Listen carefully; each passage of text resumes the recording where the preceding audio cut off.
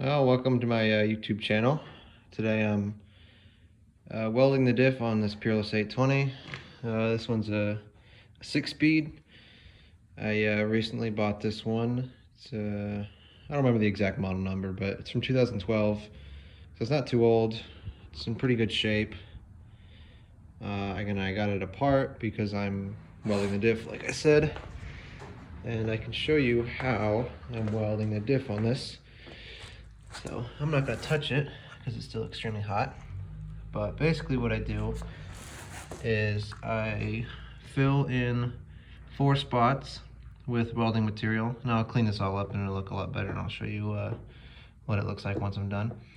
But I fill it all in with welding material because your other spider gears, they sit in this tooth and this tooth, and this one and this one. So if you weld here, here, here, and here, it'll prevent the other spider gears from spinning on this one and thus locking your diff.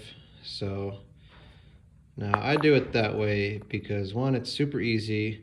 It's basically free if you have a welder, and I got this Harbor Freight welder, so it's easy, it's cheap, and it's pretty reliable. I mean, a solid axle swap would probably be more reliable. Oops. But, you know, like I said, it's cheap. Solid axles cost money. But it's more reliable because if you were to weld, it's pretty greasy, but if you were to weld these spider gears to the center pin, you would just snap this center pin because the center pin is only 1/2 inch thick. And it's great at taking, you know, forward force, but any twisting force on it with the diff welded, it's just going to snap apart. It's happened to me before, so that's why I do it this way. And I've never had an issue with doing it this way, so I've done it this way almost 10 times and haven't had an issue with them since. And all those transmissions are still locked, so I'm going to keep doing it this way. I got an 820 sitting over there that's been locked like this. The only reason this transmission is sitting here is because I kind of retired it. I stole parts out of it, and it's been beat on so hard, but it still is a good transmission. If I need to, I can slap some parts back in it and get it going in a mower. But I'd have to either cut that down or make that work somehow, or put in a different shift shaft in that. And it's also an inch higher than most other 820s. And this is a 5/8 shaft here, neck down from a 3/4 inch shaft there. So I guess it gives you a 1 inch lift if you put it in your mower, put little lift blocks on the mounting points there. But this one has been beaten on so hard that I just kind of retired it and have used other 820s like this one I recently acquired, which is going in this yellow Poolin Pro.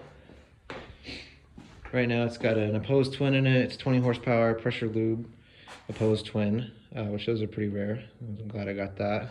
It's also got a 6-speed Peerless 206 in it.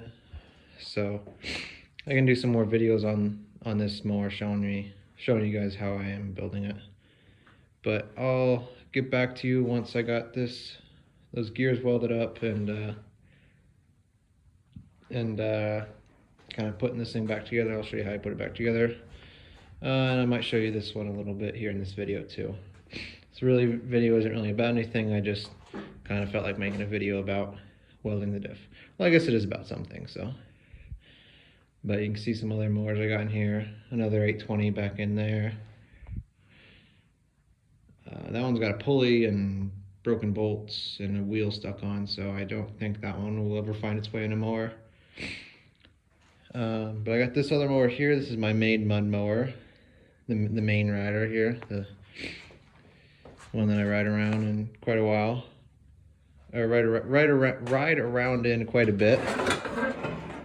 It's got a 24 horse. Let me turn the light on somehow. Well, I don't know how to turn the light on, but it's got a 24 horse governor bypassed. Actually, the governor is removed in this one. So that one's pretty good. It's also got an 820, but I gotta fix some stuff on it because it's broken right now. But yeah, I'll keep going at it at this transmission, and I'll check back with you guys later. Alright, so getting back to it, I got the gears welded up. You can see it looks a little bit better, but it still looks like crap because I have to remove all of these extra pieces of slag on here. This one I kind of did it a little bit. It takes a while because there's a lot of little pieces on the back side too. Don't forget to do it on the back side. But the reason you want to remove all these little pieces is because if that crap finds its way back behind that washer, it can get into the shaft where this thing rides, and I mean, it's unlikely. It's probably wouldn't happen, but it's still just a good idea to remove it because I don't know, this thing's spinning however fast your transmission is spinning, and that stuff can fly off and kind of ruin some stuff in your housing there. So I always just like to remove it. It's not a big deal.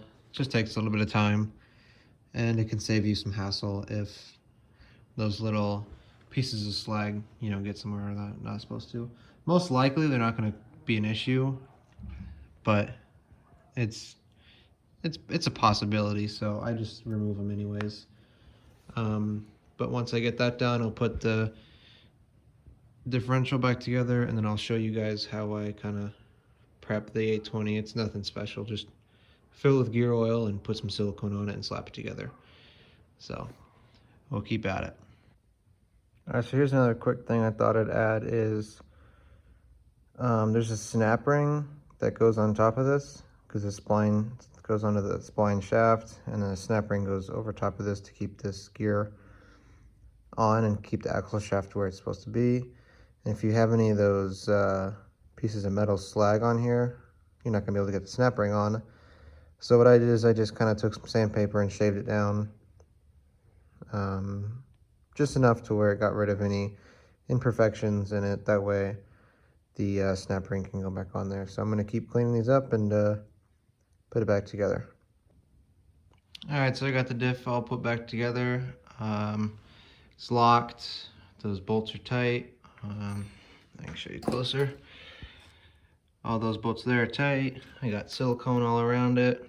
It's ready for the top half to be put back on. I got gear oil in it. I got some nice Lucas 8090 gear oil. I mean, you could really throw in whatever you want in it. You could honestly leave the factory grease in it. But gear oil, it works a lot better. Some people put engine oil, some people put automatic transmission fluid in it. Really, whatever you want in it. It does not matter.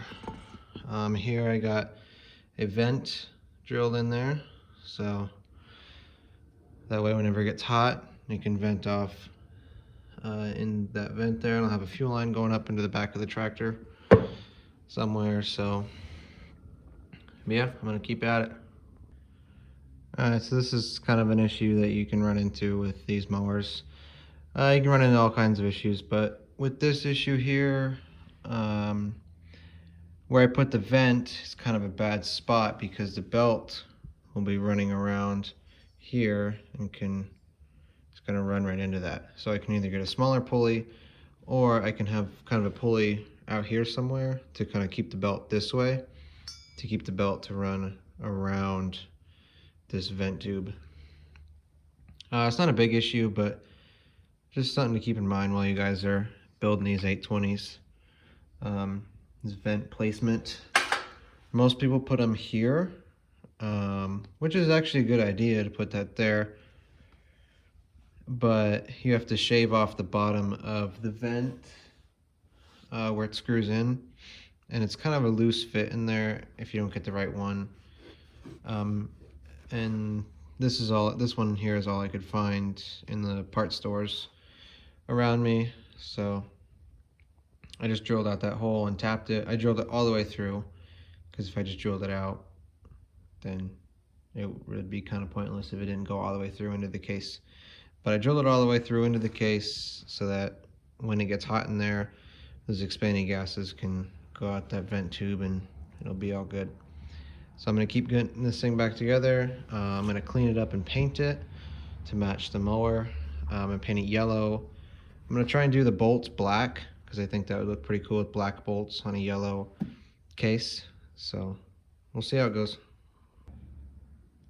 Alright, well I started painting it and the paint's not coming out the best. One, it's kind of cold out, so it's not really sticking all that well. And two, it's a completely different color than the tractor. That's okay. I don't really care. It's going to be under the mower and it's going to be covered in mud like the first time I take it out for a ride. So I really don't care. I don't even know why I'm doing this. I just think it will look cool. But I got some of the pieces covered up. Yeah, I don't really care how it turns out. I just want it to be yellow. I think it'll look kind of cool. Well, maybe not. I don't know. We'll see once it's all done. But I'm going to wrap it up here and call this video a wrap and be done with it because I just want to go inside and I'm hungry. So, well, I guess I'll wrap it up here and let this paint dry and I'll come back. I'll probably post another video later. I mean, I don't know. This is the first video I've made in like 3 years, so I mean, it might be another 3 years before I make another video. So, but I hope you all enjoyed this crappy video. And I mean, I might make more videos of me building this mower. I think that'd be kind of cool because I didn't make a single video about me building that mower. But this mower will be pretty much the same. A couple differences, obviously. This one's got an opposed twin as opposed to a V-twin. Yeah, an opposed twin, full pressure lubrication. I'm sure some people were doubting that this was a pressure lube engine, but there's the oil filter. There's the oil pressure switch right there. It does run. I haven't gotten it wired up yet, but I will be getting it wired up here soon and getting it running. Right now it doesn't drive because it did have a single cylinder in there, and it just slapped this one in here because the single cylinder blew up. But it should be a good engine. I don't really like opposed twins. The only reason I have it in there is because it was the only extra engine I had. I have another opposed twin up there, but it's missing a bunch of parts. But this was the only spare engine I had, so I just threw it in here. If I could put a V-twin in it, I probably would have, but I think going a little different with the pressure lube opposed twin, just being a little different, I think that'd be kind of cool. Different than my other mowers, what I'm talking about. I know plenty of people run opposed twins. But yeah, hopefully that paint kind of figures itself out. Or maybe, hopefully I figure out what the hell I'm doing. But yeah, catch y'all in the next video. Peace.